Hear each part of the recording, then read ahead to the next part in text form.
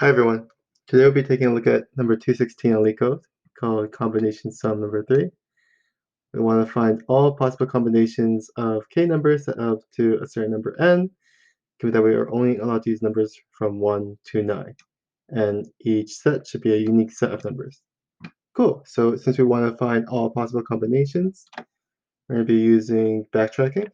So temp array to hold our changing array, result to hold our result. And let's have a sum to hold our current sum as well as index starting at 1.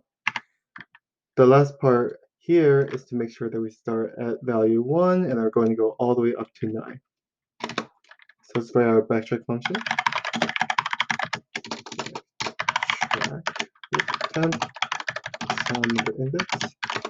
So if the sum goes over n, or if our array length went over k, then we would temp. However, if the sum equals n and the temp length equals k, then we just put the current temp array into a result. Oops.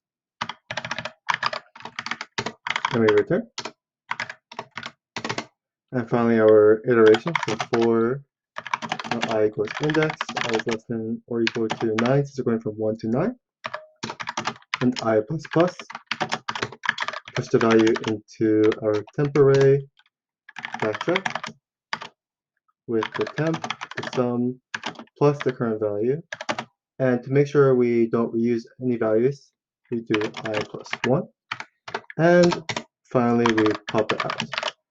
If you haven't seen any of my other backtracking videos, this is a basic overlay of just what it should look like once again. Please refer to those if you're a little confused at this point. Then we're going to invoke our backtrack with some index, and finally return the result. So let's see what happens. Works just fine. Works just fine. Cool.